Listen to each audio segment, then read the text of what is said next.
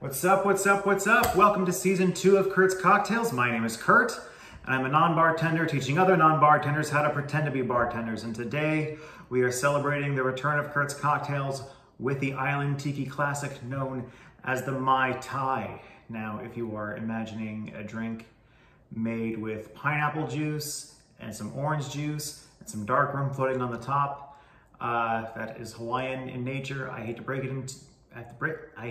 it to you, sorry, but that is not what the original Mai Tai is. The original Mai Tai was invented in the continental United States in 1944 by a guy named Victor Bergeron. You may know him better as Trader Vic.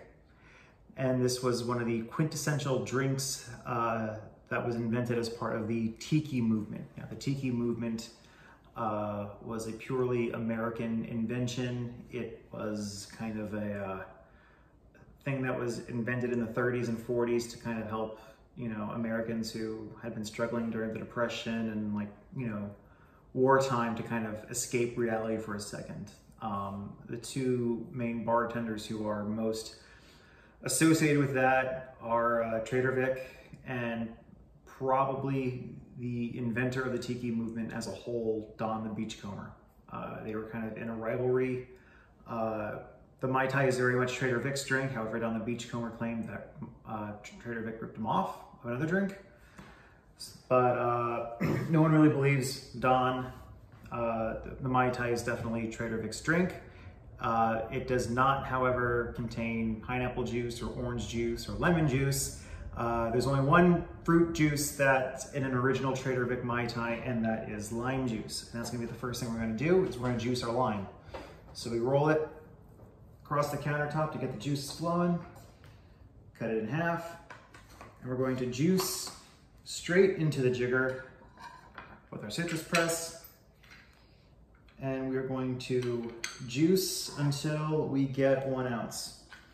And if you're lucky, you'll get it with 1/2 of a lime, and we are not lucky. This is not a good lime. Hopefully, we are not unlucky and don't have to go back to the fridge and get a second lime. And there we go. All right. I took a full lime, but we have our ounce of lime juice. So straight into the jigger that goes. We're going to flip the jigger over and measure out our spirit. Now, rum obviously is what's in a Mai Tai. What kind of rum do you use? Well, Trader Vic used a 17-year-old rum called Wray and Nephew. They stopped making that soon afterwards. He switched to Wray and Nephew 15-year. They stopped making that. And apparently the only bottles left in existence, there's like 5 of them, and they go for like $50,000 a piece, $55,000 I think. So we're kind of all left to our own devices as to what kind of rum or rums we use to emulate that flavor. A lot of people like doing a split rum, so an ounce of one rum, an ounce of the other. Not really light rum. They usually kind of stick to the darker Caribbean rums. A common combination would be Jamaican rum, 1 ounce, and then another ounce of rum agricole. I don't really want to buy 2 different rums just to make Mai Tais. I've been making amazing Mai Tais recently with Appleton Estate Signature. I'm trying this time to upgrade to the Reserve. It's not too much of an upgrade, it's not that much more, but just got this, haven't opened it yet. Curious to see how it's gonna affect the taste. Probably for the better. But we're just using one rum. We're gonna measure out 2 ounces for that. So full 2 ounce pour of your Appleton Reserve into the mixing glass. I spilled a little bit there, but I'll clean up later. Ooh, that's good. Sweet. Oh, that's awesome. All right. Now we're going to go with an orange liqueur. Curacao is really popular to use. Triple sec is good. The old standby, however, is my favorite, and that is Cointreau. 3/4 of an ounce of Cointreau. So into the jigger and into the mixing glass. The last ingredient is our sweetener, and to do that, the Mai Tai is well associated with this. This is orgeat. Orgeat is an almond flavored syrup. It can be gourmet, homemade, top of the earth stuff, or it can be, almond flavored Starbucks syrup. Don't use those in your cocktails though. Don't use the coffee syrups. Use the good stuff if you can. You might have to go online and try and do some research and try to find it and have it shipped to you. This is homemade though. A lot of people will say that homemade orgeat's more trouble than it's worth, because all the recipes that you see out there basically want you to make your own almond milk. That being said, I found one recipe that said it was okay to use store-bought almond milk, as long as you get the right kind. The one that I used for this batch is an unsweetened, unflavored, organic almond milk. And once you buy a good almond milk that you like, it's basically just boiling sugar and almond milk and adding some extract afterwards. So don't believe them when they say you shouldn't make your own orgeat. And this stuff is heaven on earth. I use it to sweeten my coffee all the time. So a half ounce of the orgeat. And those are our ingredients. We need to shake them up. For that we need ice. I'll be right back.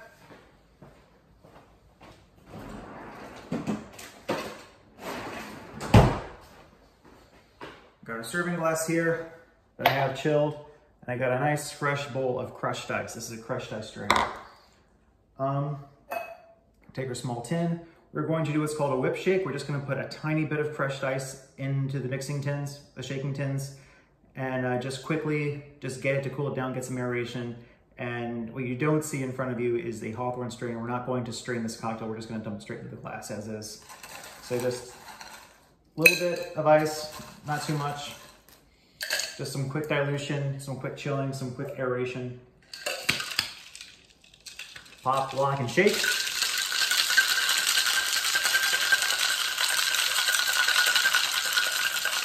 Should be about 8 to 10 seconds, but I'm not counting. Just shake until the shaker gets really, really cold. Whack it to break the seal, if you can. There we go. Yeah, just gonna do the whole thing first.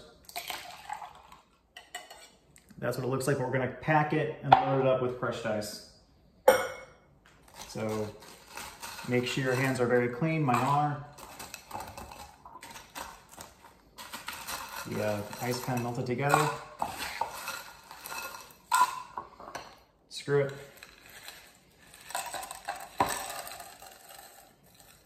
I got a lot of crushed ice, but actually a lot of crushed ice fits in this glass. But you want to fill up to the top. Cocktails do well with ice. And so if you go to a bar and you get a cocktail and they put a shit ton of ice in it, don't complain. They're not trying to jip you. The colder the cocktail is, the better. So, plus the ice helps you do the next thing we're gonna do, which is garnish it. So you pack it up with crushed ice, and now we're ready for our garnish. The garnish, notice I didn't throw out the lime husks when I juiced that lime. We're going to use the lime shell that we ended with when we juiced our lime, and put it right on top here. And then we're gonna take a fresh bouquet of mint. This is homegrown mint from the garden. Slap it, wake it up. Mint loves a good spanking.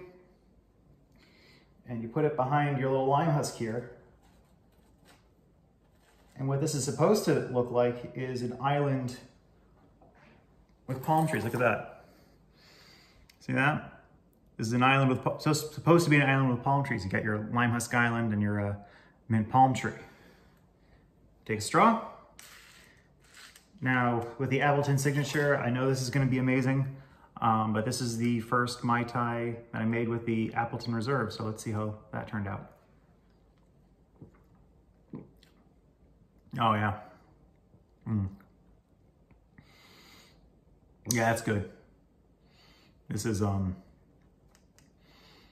don't think you need pineapple juice. I don't think you need a dark rum floater on top. I think the Trader Vic Original, I think this is all you need. Oh man, it's really good. Some recipes, you know, I put a ½ ounce of orgeat in there. Some recipes you'll see will have 1/4 ounce orgeat and 1/4 ounce of simple syrup or Demerara syrup. I tried that a couple months ago and wasn't really blown away by the result. But I think for me, just a full ½ ounce of orgeat, I think really good. And the Appleton rum, I'll say this, Appleton Signature. Appleton Signature, it's cheap. It's a cheap rum. It's like under 19 bucks for a 750 milliliter bottle. Probably, as far as rums go, the best bang for your buck because they work great in cocktails. And the Reserve, the Reserve does not disappoint. Makes good Mai Tai. So try this one out for yourself. You won't be disappointed, and you'll never go back to pineapple Mai Tais ever again. All right, y'all have a good one. Catch you later. Bye.